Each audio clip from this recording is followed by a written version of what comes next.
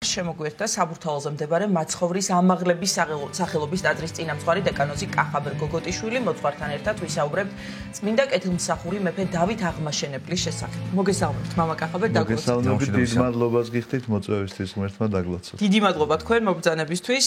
დავითობას აღნიშნავთ 8 თებერვალს, თუმცა ეს წელი არის საიუბილეო 900 წელი სრულდება მისი გარდაცვალებიდან და მთელი ჩვენი დღევანდელი გადაცემა და ზოგადად ეს დღეები რა თქმა უნდა დაეთმობა საუბარს წმინდა დავით აღმაშენებელზე. თქვენთან ალბათ ვისაუბრებთ უფრო სულიერი კუთხით. დიახ, მრავალმხრივი მოღვაწეა დავით აღმაშენებელი, გამორჩეული არა მხოლოდ საქართველოს ისტორიაში, არამედ მსოფლიო ისტორიაში აქვს მას დიდი როლი და ვიცით როგორი საქართველო ჩაიბარა. მან ფიზიკურად დაუძლურებული, სოციალურად, ეკონომიკურად, პოლიტიკურად, აი სულიერი მდგომარეობის თვალსაზრისით რა ვითარება იყო საქართველოში, როდესაც დავითი გამეფდა. ჩვენ ვიცით, რომ დავითის მეფობამდე რამდენიმე საუკუნით ადრე, კერძოდ მე-19 საუკუნეში მოღვაწეობდა წმინდა გრიგოლ ხანძთელი, რომელსაც ჩვენ ვუწოდებთ ქართული სახელმწიფოებრიობის მესაძირკვლეს. მეუდაბნოე მამათა და წმინდა გრიგოლ ხანძთელის ღვაწლის თვალსაზრისით, თქვათ, და აი შემდგომ პერიოდში მათი თქვათ, რაც იყო შედეგი მათი ღვაწლისა, რა ვითარება იყო შექმნილი სულიერი თვალსაზრისით დავითის გამეფების დროს და თუ დახვდა ამ კუთხით მას რაიმე საფუძველი. რა თქმა უნდა დახვდა, თუმცა კი სანამ ამას ვიტყოდე, უპირველეს ყოვლისა, ალბათ ჩვენი ქრისტიანული მოვალეობაც არის სხვას რომ ყველაფერს თავი დავანებოთ და მადლობა უთხრათ ღმერთს, რომ ასეთი მეფე გვყავდა, როგორიც იყო დავით აღმაშენებელი. მე ახლა, როდესაც მოვემართებოდი თქვენი ტელევიზიისკენ დილიდან გაღვიძებული და ამყვა ფიქრი, რომ აი დავითზე უნდა ვისაუბრო და რა ძნელია, რომ როდესაც იცი რაღაც როგორ უნდა ისაუბრო ამ კაცზე და ყველაფრის თქმა გინდა და რო იცი რომ ყველაფერს ვერ იტყვი. ვერ იტყვი იმიტომ კი არა რომ არ არის სათქმელი, არც დრო გეყოფა ამის, არც გადაცემის ფორმატი მოგცემს ამის საშუალებას და ჩვენ არა მარტო უნდა ვისაუბროთ, რომ საუბარი საუბრად არ დარჩეს. ეს უნდა დაიდოს ჩვენი ცხოვრების მაგალითად. რომ ვინ იყო დავითი, რა სულიერება დახვდა და რა როგორ შეეგება თვითონ ამ სულიერებას, ამაზე აუცილებლად მოგახსენებთ. მაგრამ ამავდროულად ამ სამადლობელ სიტყვაში უნდა ითქვას ისიც, რომ ღმერთი ყოველთვის გამოაჩენს აი ისეთი თითქოს რაღაც უკიდურესი წერტილია და თითქოს დაღუპვა რო გიქადის და სხვა მეტი არანაირი სინათლე რომ არ ჩანს, მას სწორედ მაშინ მოავლენს ხოლმე ესეთ პიროვნებას, როგორიც დავითია და მსოფლიოში ყოფილა არაერთი ამისი მაგალითი. ბიბლიაში არის ამისი არაერთი მაგალითი ისრაელის ერთთან მიმართებაში და საქართველოში ვიცით ჩვენ ამისი არაერთი მაგალითი. ამიტომაც დავითის შესახებ მე მინდა ყველა ქართველს უთხრა, რომ არა მარტო ის, რაც ყურმოკრული იცის, როდესაც დასჭირდება რაღაცა თქვა ეკლესიასთან მიმართებაში იტყვის, რომ უი ჩვენ რუისურბნისი გვჭირდება, იქ დასჭირდება და აბა დავით ეხლა მოღალატეებს ასე მოექცეოდა და დავით არა, უნდა წაიკითხონ დავითის თვისებები რა იყო და როგორ იქცეოდა და როგორ აკეთებდა ამას ყველაფერს, იმიტომ რომ შენ ერთი ამბობ რომ ეს გვჭირდება, მაგრამ როგორ და ვინ უნდა განახორციელოს ამაზე აღარ ფიქრობ და აღარ ლაპარაკობ და ეს არის ხშირად ჩვენი უბედურების მიზეზი, იმიტომ რომ ფსალმუნის ეს სიტყვები და აღვამაღლო რჩეული ერისაგან ჩემისა მიემართება იმ ადამიანს, რომელიც მოდის მთავრობაში, ხომ? აი, ამაღლდა რაღაც და მთავრობის წევრი უნდა გახდეს და ის არის ღვთისნების, უნდა იყოს ღვთისნების გამტარებელი. ღმერთმა გამოაჩინა მასზე ნება, რომ ის ყოფილიყო ხალხის წინამძღვარი, მაგრამ ამ ადამიანმა თუ გამოაჩინა ნება, რომ ღვთისნების გამტარებელი ყოფილიყო, აი ეს სინერგია მოხდა თუ არა მასა და ღმერთს შორის, ამას აქვს უდიდესი მნიშვნელობა. თქვენ შეკითხვა ამითი დავიწყეთ, რომ დავითის შესახებ საუბარი თითქოს ასე უნდა წარგვემართ, თითქოს კი არა და ასე უნდა წარვმართოთ რაღაცა სულიერი კონტექსტით შევხედოთ. ნამდვილად წმინდანია ის, მასვე ვედრებით მეუხებას ღვთის წინაშე და ისტორიული მოვლენების წაკითხვაც აუცილებელია და ამავდროულად ისევე როგორც უწმინდესი ხშირად გვეუბნება, რომ ღვთისმეტყველების ისტორიის გარდა ისტორიის ღვთისმეტყველება უნდა შეგვეძლოს, აი სწორედ ეს შევეცადოთ ახლა დავითთან მიმართებაში.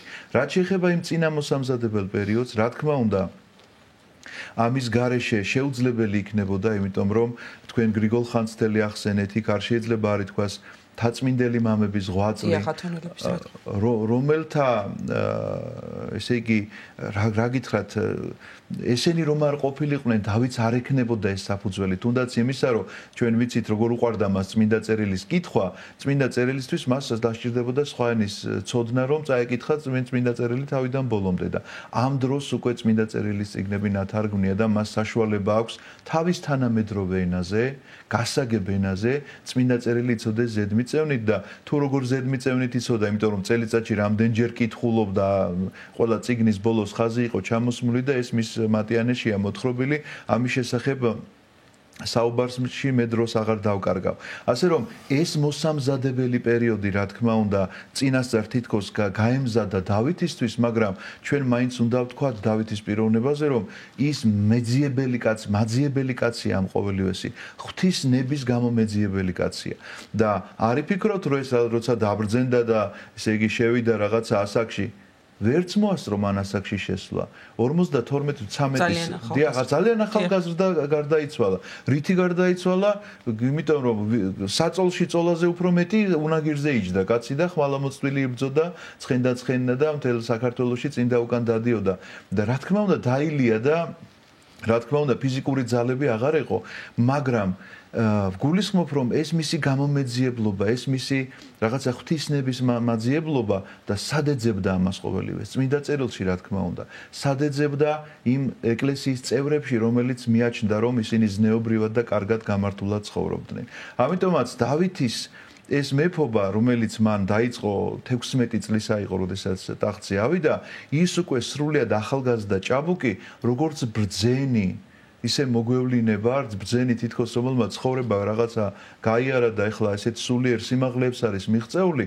აი ესეთ კაცად მოგვევლინება ეხლა ვთქვათ სულიერი თვალსაზრისით რომ რა სჭირდებოდა მაშინ ერს დიახ ეხლა ფიზიკურად რა სჭირდებოდა გასაგებია ყოველთვის ვიცით რაც სჭირდება ერს რომ რაღაცნაირად სახელმწიფოს უნდა უზრუნველყოს პოლიტიკური თუ თქვათ შიდა სოციალური თუ ასე შემდგომ რაღაც პრობლემების მოგვარება მაგრამ რა იყო საქართველოს იცით დაახლოებით რომ წარმოიდგინოთ ახლა უხეშ შედარება და სურამის ტყერო ქონოდა ეს იყო მისი სამეფო ვერც დასავლეთში და ვერც აღმოსავლეთში მას თავისუფლად სიარული ამისი საშუალებაც კი არ ქონდა და რაც გააკეთა ამ ადამიანმა გააჩინა იმედი საზოგადოებაში გააჩინა იმედი და ეს იმედი იცით რითი დაიწყო რომ ამ თურქ სელჩუკთა უძლეველობის მითი მოკლა და მოკლა იმით კი არა რომ დადიოდა და მხოლოდ დაპირებებს იძლეოდა რაც ხშირად შეიძლება მოისმინოთ ხოლმე თანამედროვე სამყაროში რაღაცა პოლიტიკური ვითარების გამო რომ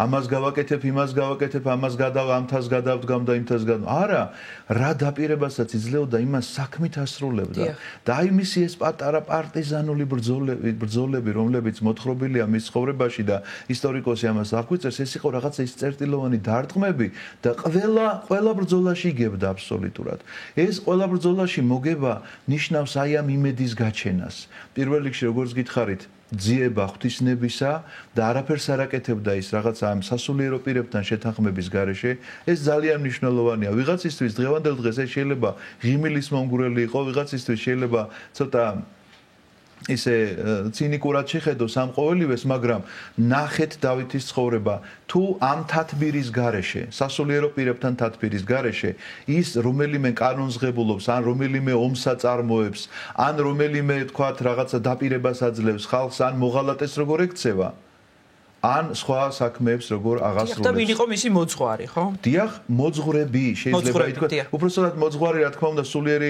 სულიერი თვალსაზრისით ერთია, ვისაც ახსარებას აბარებდა, მაგრამ მოძღვრებში გულისხმობ, რომ სათათბირო საბჭო, რომელიც მას ჰქონდა, 4 მოძღვარი იყო აი ამ სათათბირო საბჭოში და უპირველესი ვინც იყო, ეს იყო გიორგი ჭყონდიდელი.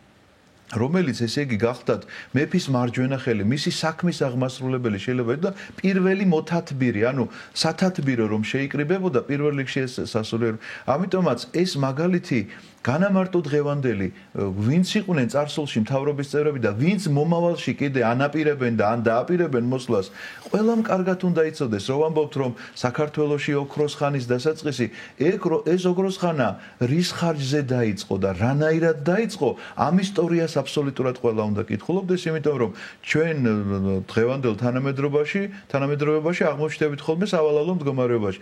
რაღაცა კანონს დაანონსებენ, რომელი კანონი შეიძლება წინააღმდეგობაში მოდიოდეს ეკლესიასთან, ან ზნეობასთან, ან სახარებისეულ სწავლებასთან, ამის შემდგომ გაჩნდება ბრძოლა, იქ ვიღაცა ბოროტი ძალები იმით სარგებლობენ, რომ მერე დაპირისპირება მოახდინონ სახელმწიფოსა და ეკლესიას შორის და მიდის ერთმანეთის გაქეზება და აი ეს დავითთან ვერაფრით ვერ მოხდებოდა, იმიტომ რომ მათთან შეუთანხმებლად არაფერს არ გააკეთებდა.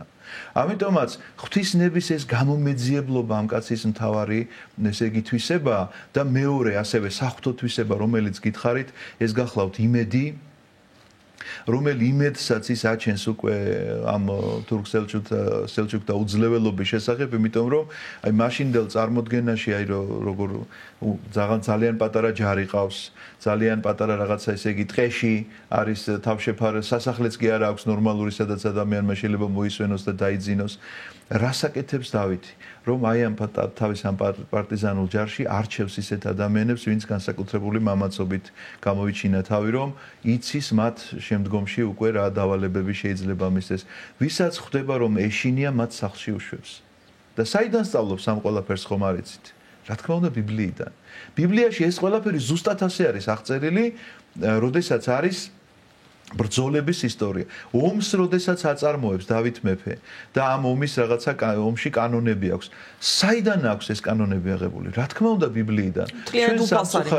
რა თქმა უნდა. ჩვენ სამწუხაროდ არც ერთს ვკითხულობთ ახლა და არც მეორეს ისე ხშირად, თორემ თუ ადამიანი დაკვირვებით წაიკითხავს, აი მსაჯულთა წიგნებს, წაიკითხავს მეფეთა წიგნებს ბიბლიაში, ზუსტად მიხვდება საიდან სარგებლობდა დავითი. ზუსტად მიხვდება რომ როცა აკრძალა მან ყოველგვარი ბილდსიტყვაობა, როცა აკრძალა მან რაღაცა ისეთი ცეკვა თამაშები, რომლებიც რაღაცა ზნეობას ეწინააღმდეგებიან. იმიტომ რომ ამ ღვთის გამომეძიებლობაში, ამ იმედის მიცემაში მხოლოდ ის კი არ არის საკმარისი, რომ შენ ამ წერტილოვანი ბრძოლებით იგებ და რაღაცნაირად ხალხში იმედს აჩენ, არამედ შენი ზნეობა არის უმთავრესი რამ.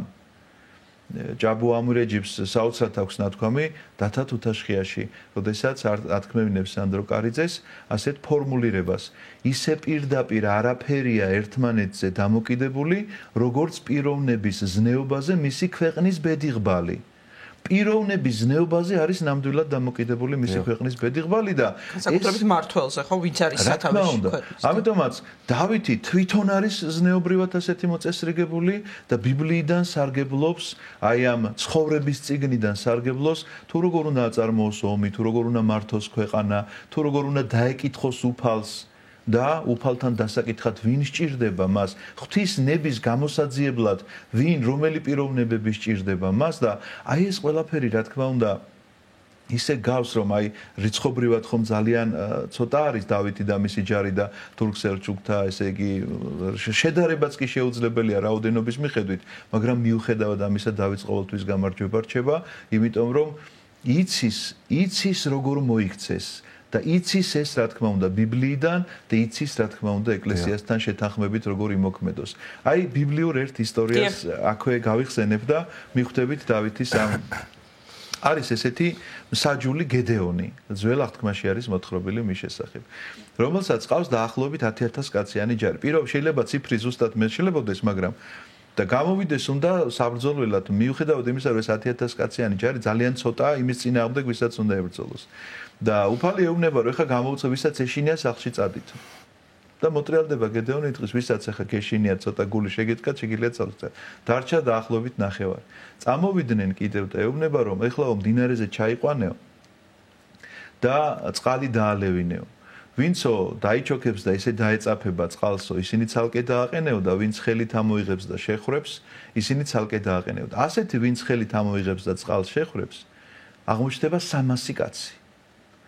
ამ 300 კაცით წახვალ და იბრძოლა. ანუ 10,000-იც კი ცოტა იყო, მაგრამ 300 კაცით ეუბნება უფალი გედეონს, რომ ის მსაჯულია, წინასწარმეტყველია და უნდა წავიდეს საბრძოლველად. სულ მიკვირდა, რომ აი რა განსხვავება იყო ახლა, როგორ დალევდა ადამიანი წყალს, ამის მიხედვით რატომ უნდა განესხვავებინათ. მაგრამ როგორც კი მამების განმარტება ვნახე, რა განსხვავება არის ამ ორ დაჯგუფებას შორის, რომლებმაც ერთმა დაიჩოქეს და ისე დაეწაფნენ და მეორემ რომელმაც ხელით შესვრიპა ეს წყალი, ერთადერთი განსხვავება, ვინც ხელით ამოიღო და შეხვრიპა წყალი, ის მარხვაზე იმიტომ რომ ბევრ წყალსაც კი არ სვავს ადამიანი, როდესაც ის განსაკუთრებული ბრძოლისთვის ემზადება. ამიტომაც დავითმა ეს მაგალითები გააცოცხლა ყველაფერი ბიბლიის ეს ნამდვილი ისტორიები გააცოცხლა თავის ცხოვრებაში და ნამდვილად ასე იყო, როგორი მარხვა იყო დაწესებული, როგორი ზნეობრივი მაგალითები იყო დაწესებული იმისთვის, რომ შეუძლებელი კაცთაგან შესაძლებელი გამختارიყო ღმერთის მიერ მისი ხელით. ასეც მოხდა ძლევაი საკვირველი. ძლევაი საკვირველი, იმიტომ რომ თუ რა ვიცი ხა რიცხობრივი რაოდენობით და თუ ესე იგი იმათი სიძლიერით ვერაფრით ვერ უნდა მოგვეგო ჩვენ ეს ომი. მაგრამ აი კიდევ ერთხელ გავიმეორებ ბიბლიის ცოდნით და ბიბლიის ბიბლია რომ ცოცხალი წიგნია შენთვის, სწორედ ეს არის დავითის მაგალითი და სწორედ ეს არის დავითის მეფობა, უამრავ სხვა, ესე იგი, როგორც რაღაცა ძვირფასი ალმასის ქვა თუ შუქზე გახედავთ, ყველა წახნაგიდან სხვადასხვა ფერი გამოვა, ესე შეიძლება დავითზე მრავალმხრივ, მრავალფეროვნად საუბარი, ალბათ დაუსრულებლად მინდა გითხრათ, იმიტომ რომ შეუფასებელია მისი ღვაწლი საქართველოს წინაშე და აი, როდესაც მოვდიოდი, მე დღეს ვფიქრობდი მე ფიქრებოდა სულ დავითზე რომ როგორ უნდა ვთქვათ, როგორ უნდა ვილაპარაკოთ და მე ფიქრებოდა კიდევ ერთ რამეზე რომ არ ყოფილიყო დავითი რა იქნებოდა. თუმცა კი მართლმადიდებლობას არ აქვს ეს ტრადიცია რომ იმსჯელოს ისეთ რამეზე რაც არ მომხდარა, ხშირად ეს კითხვი ამ კითხვით მოსულან ხოლმე ჯვარცმა რომ არ მომხდარიყო რა იქნებოდა.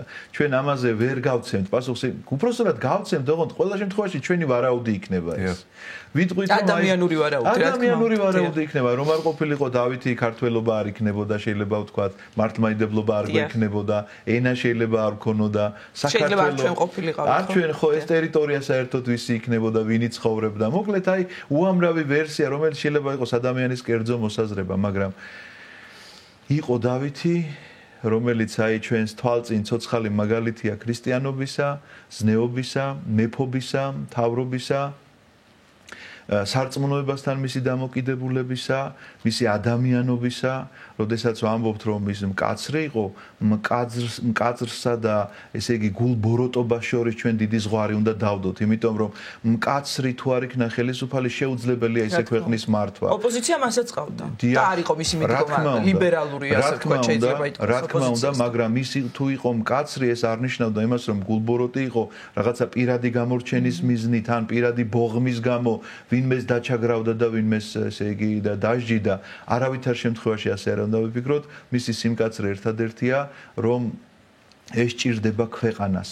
ეს აი სახელმწიფოებრივი აზროვნება შეიძლება ხშირად გაიგონოთ კიდეც ეს ტერმინი, სახელმწიფოებრივი აზროვნება ჰქონდა თვითონ მას და გააჩინა საზოგადოებაში ესეთი სახელმწიფოებრივი აზროვნება, როდესაც პირველ სასჯელად თავისი აი ამ პარტიზანულ ჯარში, რომელსაც შეიძლება ესეთი როგორი სახელმწიფოებრივი მნიშვნელობა უნდა ქონოდა, სახელმწიფო არ არსებობდა, რას აკეთებდა თუ კი რაიმე უზნეობას გაიგებდა, ამ ადამიანს დედაკაცის ტანისამოს ჩააცმევდნენ, ჯორზე უყუღვასვავდნენ და ისე უშვებდნენ სახლში.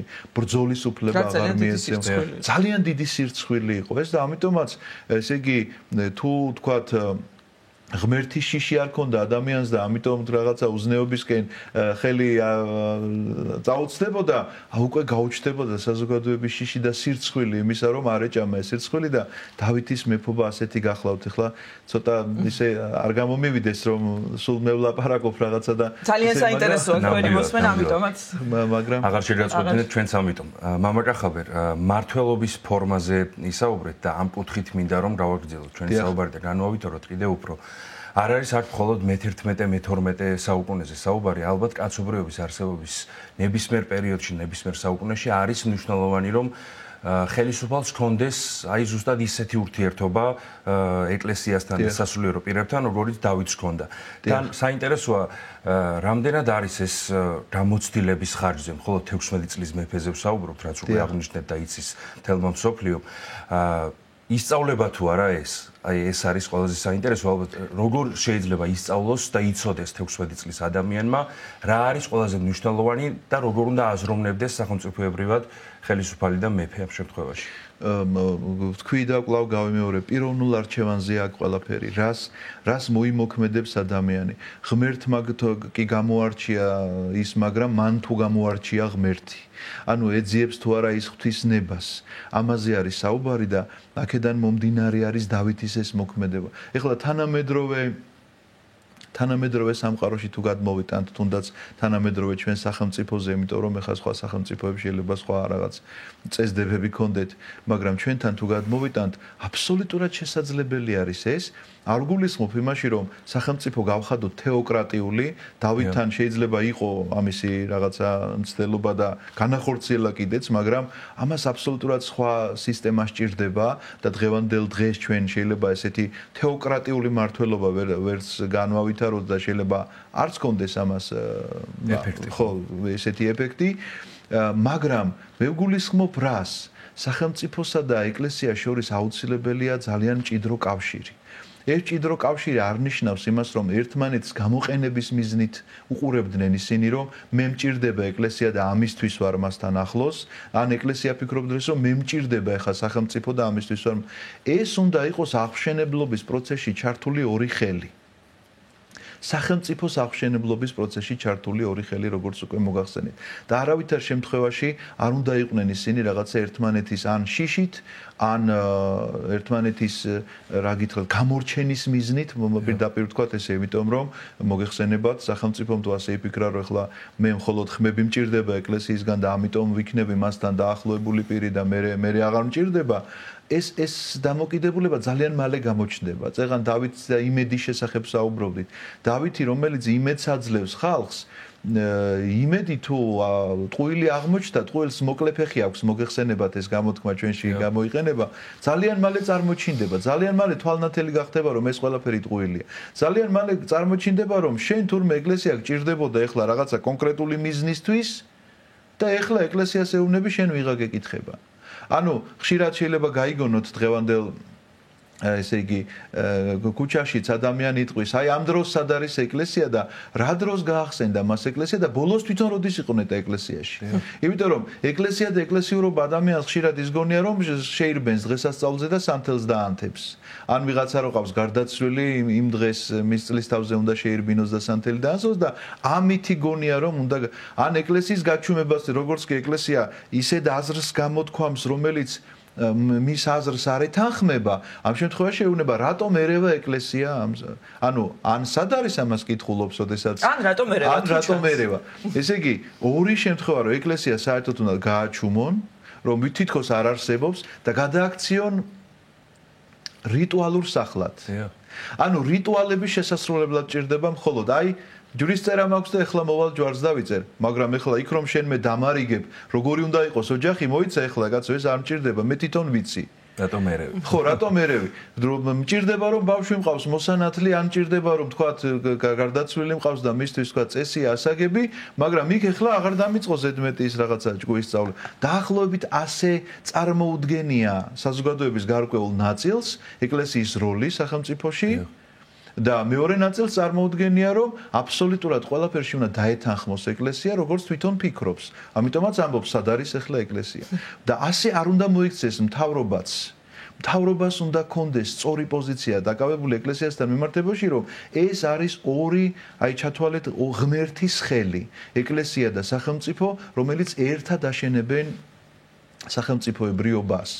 აქედან გამომდინარე, ეს ადვილი ნამდვილად არ არის, იმიტომ რომ რაღაცა გარკვეული ამბიციები ჩნდება ამ სიახლოვეში, ამ თანამშრომლობაში შეიძლება რაღაცა ისეთი ცოტა სხვანაირი მოთხოვნებიც ჩნდება, ადვილი არ არის ამ პირადი ამბიციებისა და მოთხოვნების დაოკება, მაგრამ სახელმწიფოებრივი აზროვნება და პირადი ზნეობა უნდა გაიძულებდეს სწორედ იმას, რომ შენ არა საშენოდ გამოიყენო ეს ყველაფერი, არამედ ქვეყნის აღსაშენებლად. დიახ, ერთი წუთი გრჩება, მაგრამ აი გალბანის სინანულისანი დაგვიტოვა დავით აღმაშენებლობა და ამაზეც რამდენიმე სიტყვა რომ არ ვთქვათ, ანა კალანდაძემ თითქოს გამოხატა მთელი ქართველი ხალხის გაოცება, ხომ? ასეთი ცოდვა რა გაქვს მეფეო მიუტევები, ხომ? და ჩემმა შვილმა მკითხა გუში, რას ნანობს დავით აღმაშენებელი? ძალიან მიამიმტურად ჟღერს, მაგრამ აი მოკლედ რომ რაღაცნაირად ამ თემას რომ შეეხოთ, დიახ. ძალიან მოკლედ ასეთი რამის თქმა შემიძლია და აღვამაღლოთ შევლიერისაგან ჩემისა მარტო იმას კი არნიშნავს, რომ ამოიყვანო და მაღლა ტახტზე დასვა.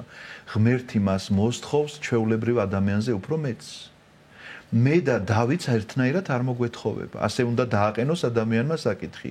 ანუ მე რომ ვარ ჩვეულებრივი ქვეყნის მოქალაქე, თქვა არ აქვს მნიშვნელობა ამა თუ იმ პროფესიის თუ უბრალო გლეხი, მე და ჩემს ხელისუფალს ერთნაირად ხელისუფალი, რომელიც ღმერთმა ამაღლა და დასვა, მას მოეთხოვება ძალიან ბევრი. ვიდრე მე. აქედან გამომდინარე, ღმერთს არავისთვის სახეში შეხედვა არ შერცხვება, შეხედავს და კითხავს, შენ რომ აქ იჯექი აი ამ სკამზე, რა საკეთებდი? გაამართლე თუ არა ეს იმედები. რაც შეეხება გალობანის სინანულისას, ეს არის მისი სულის განცდა. ეს არის მისი სულის ამოძახელი, მაპატიეთ თუ გადავაშორე ორ სიტყვით დავამთავრებ. სულის ამოძახელი ასე ლოცულობს, ასე ამბობს და საოცარ სიტყვებს რამდენიმე გამახსენდა, მაგრამ ერთი როდესაც გულზე ხელებს დამიკრეფენ, მაშინ შემიწყალე უფალოო. მისი ერთ-ერთი ფრაზა არის ამ გალობანის სინანულისა და შეიწყალა უფალმა წმინდანთან დასია და მისი ლოცვით ღმერთმა ინებოს, რომ გადარჩენს და გამთლიანდეს ჩვენი ქვეყანა საქართველო. ძალიან დიდი მადლობა. საბურთალოზე მდებარე მაცხოვრის ამაღლების სახელობის ტაძრის წინამძღვარი დეკანოზი კახაბერ გოგოტიშვილი იყო ჩვენი გადაცემის სტუმარი.